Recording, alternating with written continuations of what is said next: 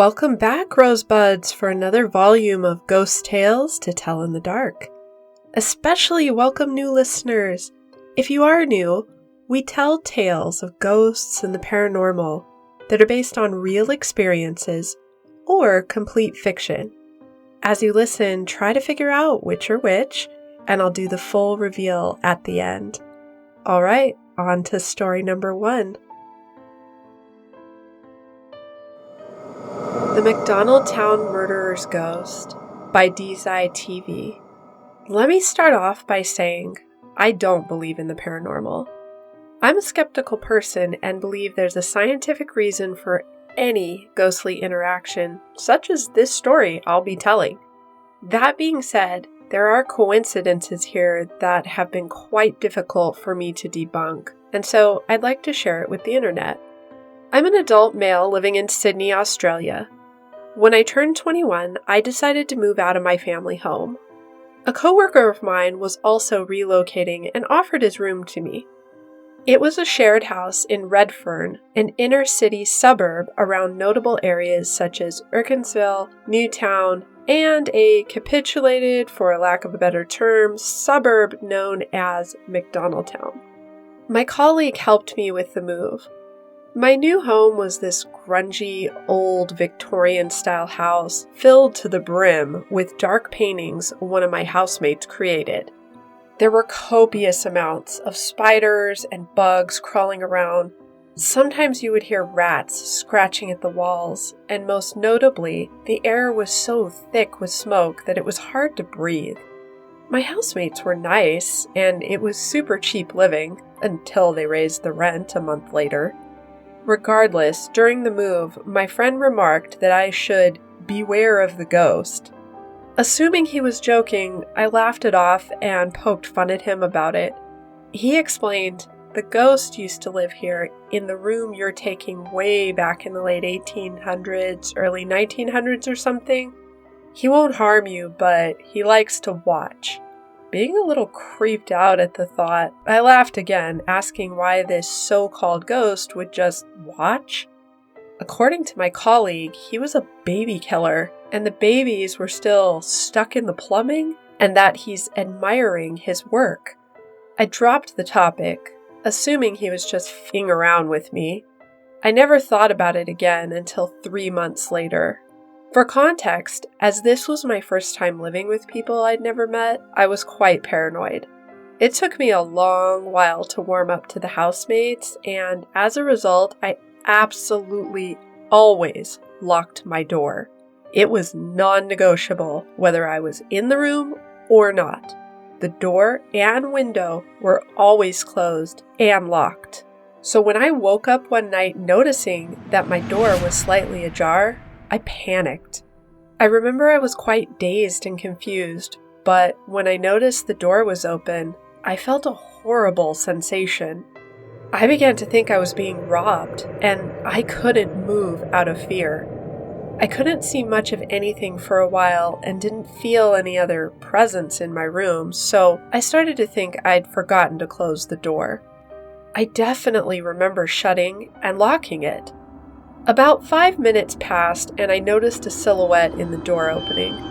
It was dark, but my eyes had finally adjusted, and I could see a face.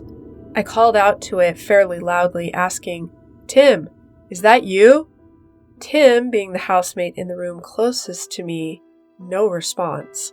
What felt like another 5 to 10 minutes passed, and the whole while I was stuck in a trance-like state. What I've discovered to be sleep paralysis. This entire time I was staring at the silhouette and it hadn't budged. I could finally make out the person's face. It was an old man. He had a thick mustache and was just staring back at me, softly smiling. It was terrifying, but the next thing I know, I'm awake with light shining into my eyes. It's about 10 a.m. and I'd slept in. I supposed to myself that it was just a horrible dream and that my brain was playing tricks on me. I rolled onto my side and immediately I felt that same horrible sensation as if my stomach had dropped. Looking towards the door, it was open, the same way as in this dream I'd convinced myself of. For years, that was the end of this story, but in December 2020, I decided to tell this on my live stream. I was explaining that it was likely just a dream and there's always a reason. Upon hearing my story, one of my viewers asked, "You're not talking about the McDonaldtown murderers, are you?" I inquired what that was, and she explained that it was something to do with an old couple who used to kill babies, shoving the carcasses into the plumbing. She took a minute and sent me an article where a picture of an elderly couple was displayed. The man's face was exactly as I remembered it. To summarize, the article explains the story of Sarah and John Macon, who would baby farm, the act of raising children for unwed mothers, raising them for a fee. They'd kill the babies for an incredible profit, hide the bodies in places like pipes of rental properties, and then move through various suburbs in the area I was living in. I grew up in a funeral home by Patty Alstead. Yes, as the title of the story indicates, that's what this post is going to be all about. My paranormal experiences living in a funeral home. I was a kid of the 80s and 90s, which is an important detail for later on. My family has lived in Illinois for generations. When I was about 7, my uncle was supposed to inherit the family funeral home from his father. My grandfather wanted to make his youngest son, my uncle, his protege. There was some mishap and disagreements I never really got the full story to, and my uncle backed out at the last minute. My grandparents were getting too old to run the place and wanted to retire very quickly. The home had been in the family for close to 100 years, and they didn't really want to sell it, so my dad, who was the eldest, ended up being the guy who took over. There was a full and spacious apartment with 3 bedrooms above the home, and my grandparents had rented this to their night manager, so my father hadn't grown up living there. At the time, we'd actually been living in Wisconsin due to my father's other profession, and we had to move back to Illinois. My dad was a pragmatist and didn't believe in ghosts, so he didn't find it odd to live in this apartment for the first 5 years while he and Mom were learning the ropes of taking over the business. He felt it would help them save money for a down payment on a house. The first encounter I had was with this ghost that would become a regular in my life. I had the ability to see and hear spirits. I don't know if the rest of my family did, and I never shared it with them. Knowing how staunch my father was about his beliefs, I suppose I understood even early on that talking about my experiences would lend me no sympathy. I did see a lot of spirits over the years. Often it was the ghosts of those sticking around to offer comfort to loved ones. They'd not stay much more than a few days. I did have some encounters with darker entities, and I'll get to the worst of those encounters later on in this story. Anyway, for further context, I was about 7 when we moved in, and my brother was 11. The school bus let my brother and I off at the corner just down the street from the funeral home. If we were approaching the property, we had to walk by the front entrance and through the parking lot to get to the back stairs that gave us access to the upstairs back door. The other way to get into the apartment was through my father's office inside the funeral home. Us kids and my parents preferred to go around to the back even though it was a longer route. This being for obvious reasons that if a funeral were taking place, us kids dressed in our regular street clothes from school wouldn't disturb any ceremonies taking place. A few days after school started, I was trailing behind my brother and we were headed towards the back door. I saw a woman standing right in front of the entrance to the funeral parlor. I didn't think much of it. I thought her dress was pretty, but it looked a little old-fashioned. However, being 7, it didn't occur to me that this was odd. Just maybe that she liked to wear older-looking clothes. I dismissed seeing her entirely and went about my afternoon as normal. Then, the next day, I saw her again. She was just standing there smiling at me, and I walked by without saying anything. Then, the next day, she was there again, and I started to think, at this point, this is weird. She was wearing the same dress for 3 days, standing in the same place, and this time she waved to me. So I stopped and waved back. I was walking slower and eventually stopped to really look at this woman. She looked like a real person. It didn't actually register that she might be a spirit. I thought she would say something, so I just kept waving and smiling. I guess my brother noticed when he got to the stairs that I wasn't behind him. He came back and asked me, "Who are you waving to?" This was when I realized that the woman was a ghost. I looked at her and she was there in front of me, plain as day. I looked to my brother and he obviously didn't see who I was seeing, so I dropped my hand and quickly followed him inside. The woman was always around me when I was on the property downstairs. I only saw her once in the living quarters upstairs. I had a really bad nightmare one night.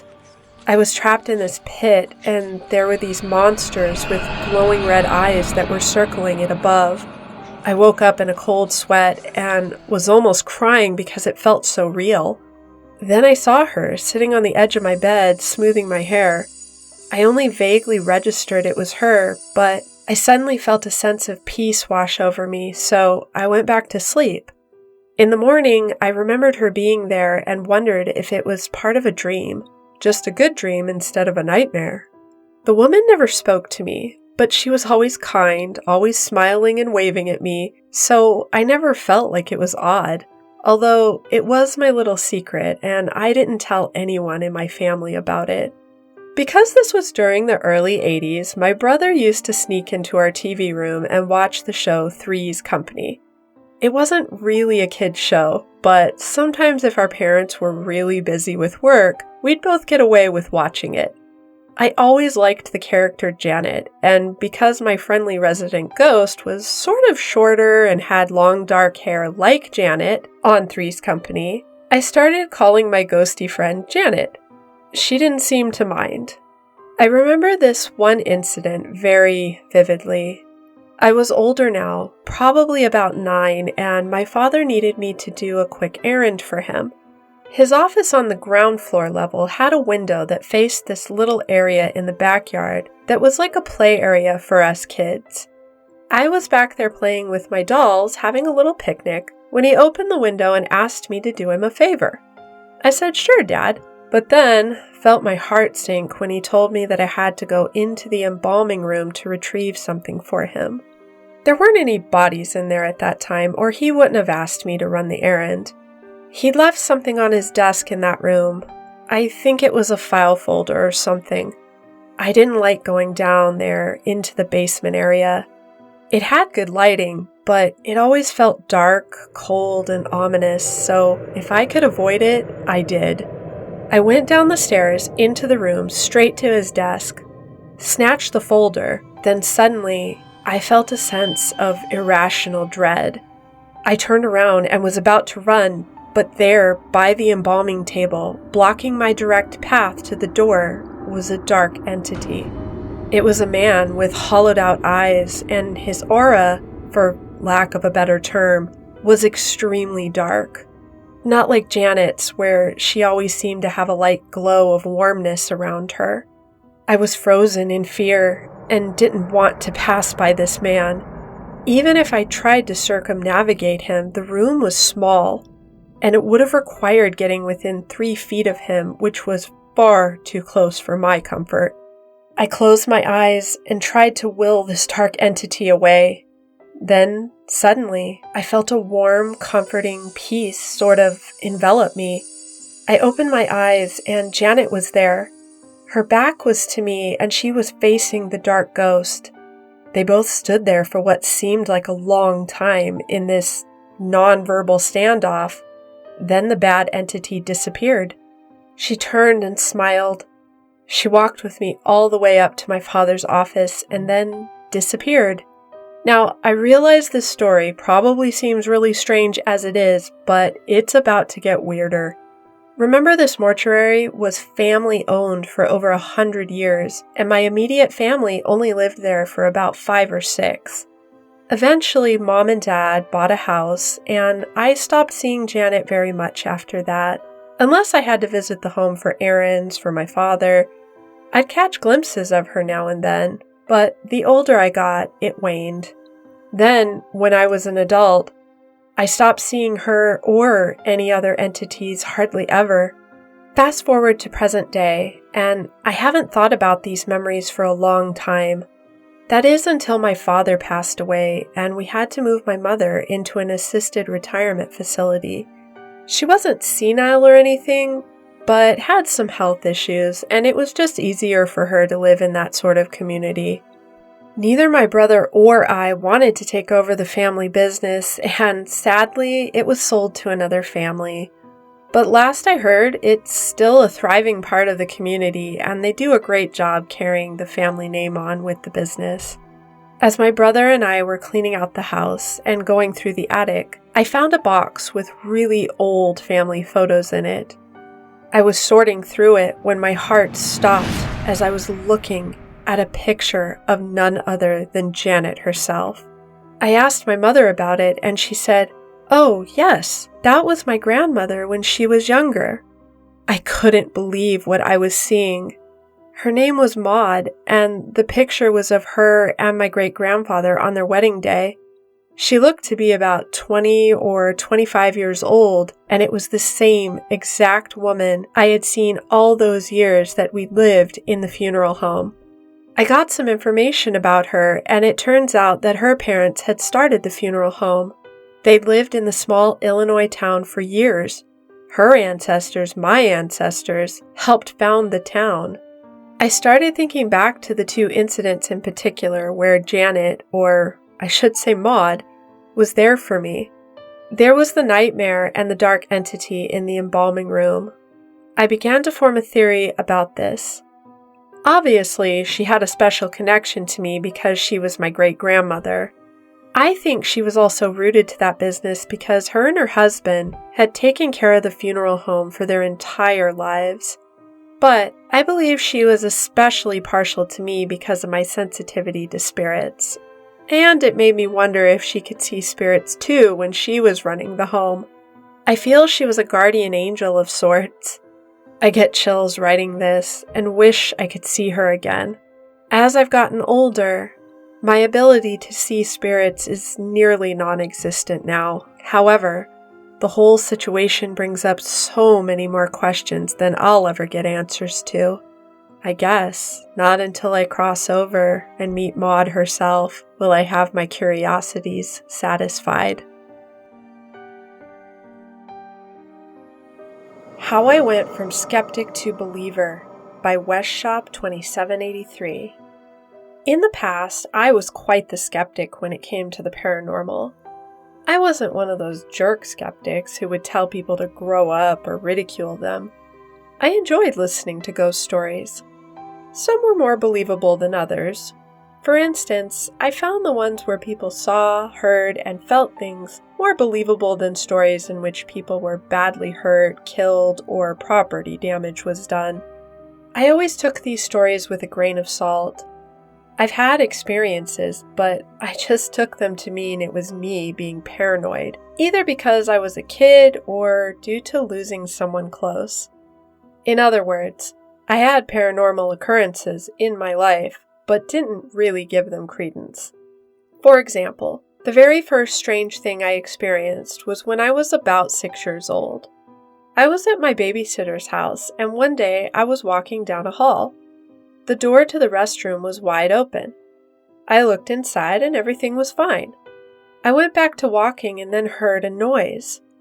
When I went back to the restroom, I saw a drawer had opened. It was unlikely it was the wind or anything like that.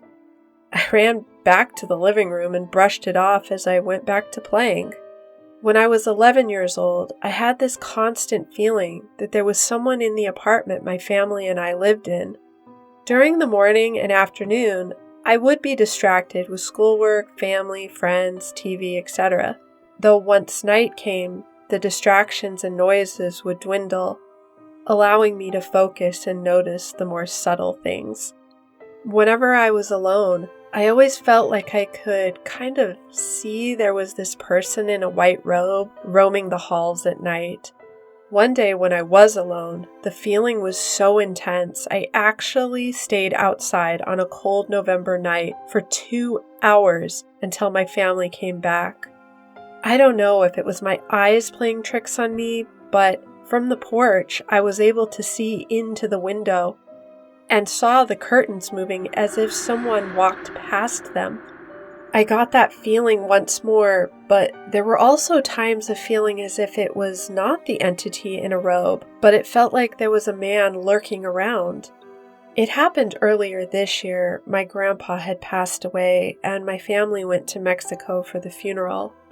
I had to stay home for the 2 weeks they were gone, due to being in college. I was paranoid. I would stay awake all night in the living room with all the lights on. I constantly had this feeling that there was a man wandering from room to room, and I would think I heard doors creak, open and closed. In the morning, when the noise of people filled the air, I would check the rooms and find nothing amiss. This is why I was given to always think it was just my overactive imagination. Maybe there wasn't anything really there. Then something happened where I went from skeptic to believer.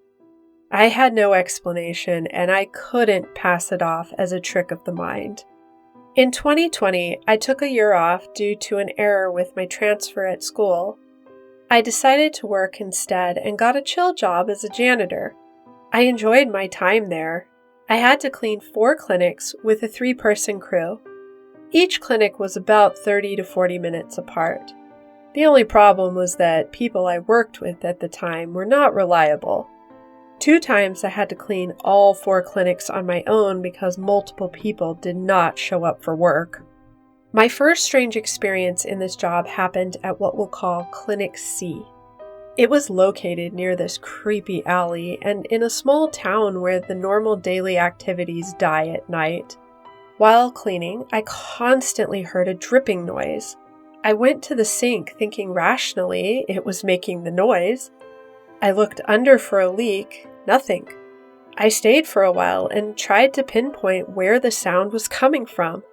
Again, I turned up nothing. I shrugged and went back to cleaning, and then, when I left the room where the noise was coming from, it started again. My final experience happened on a Thursday, a day before my last day there. It was the biggest clinic, Clinic D. It had both clinical and dental services. There were already rumors about how the nurses would hear things. They said they could hear a lady scream, and one day I closed a door to a restroom and realized it made a loud shriek whenever you closed it, so I assumed that was the noise they kept hearing. Another day they said they would hear a loud clatter. I knew the doctor had a silver tray to put his tools on. One of the legs holding up the tray was flimsy, and it would constantly fall, so I assumed that was the noise they heard. As me and my coworkers were finishing up, we were waiting for the final coworker to finish mopping. We were in the large lobby that connected to the dental lobby. There's a glass door in the lobby that lets you see directly down a vertical hall to a horizontal hall that leads to patient rooms, a lab, and to the dental area. The floor was wet and most of the lights were off. My coworker asked me something and I looked at her and responded. Then I looked back at the hall and I saw a pair of legs walk past towards the lab into the dental area. I called out to the coworker who was mopping. We all know not to walk on the wet floor, but she may have forgotten. Except when she answered me, she was behind me already, finishing up mopping the entrance to the lobby. I was feeling puzzled and went out to the left of the lobby, down the horizontal hall where I saw the legs walking. I looked down the hall and saw no footprints on the floor. Because of the floor still being wet, there should have been footprints there. The pair of legs I'd seen had on the same shoes that scrubs and nurses wear. I inspected a little further and the building was empty except for my coworkers. I asked my 2 coworkers and they both said they heard nothing and hadn't seen anyone. I told my mom when I got home about what happened, and she had a theory. She said that since a lot of people go to the clinic, it's possible that some of them may have good or bad entities following them. That spirits may have somehow gotten attached to the place and stayed behind. She could see I was shaken by this experience and tried to cheer me up. For the moment, it worked and I acted like I wasn't affected by it, but in reality, to this day, I know what I saw. It caused my brain to go back and think about the screaming woman sound, the tray sound falling, even when no tray had fallen, and all the experiences over my lifetime. I'm starting to believe that it was more than likely not just my imagination. So before I do our reveal, let me ask, which story do you think is the fake? Leave us a thumbs up if you like our content and drop a comment about which story you think is complete fiction, or which one was your favorite and least favorite. Also, if you prefer to save on data, know that we are also a podcast on all the major platforms, Spotify, Apple, and Google, so check us out there if you prefer that. All right, on to our reveal. Story number 1, the McDonaldtown murders was based on a true experience. This one is a double true story. I was crazy shocked to learn about John Macon and that horrific story. It sounded so much like fiction, but this one is based in truth, Rosebuds. Thank you so much, DZI who is also a YouTuber, for allowing us to share your experience here. DZI has a retelling of this story live, and his reaction to the article sent to him by one of his viewers about John Macon. So I linked the article that was in his story, as well as if you want to research more about John Macon, and also the DZI channel. Reading this account gave me chills. Thank you again for letting us read about your encounter here, so go check him out, guys. Story number 2, I Grew Up in a Funeral Home by Patty Alstead, was our fictional story. This story was actually written by me, and I used a fake pen name as well. It's actually easier to find real-life ghost encounters than fictionalized ones at the moment. So I hope you don't mind the creative mind of yours truly on occasion. I hope you enjoy listening to this story as much as I enjoyed writing it. That brings us to story number 3, How I Went from Skeptic to Believer by WestShop2783, and this one was based on a true story. Thank you so much for letting us read about your experience. I can't imagine how scary that was. Well, my rosebuds, that's a wrap. Until next time, take care and stay creepy.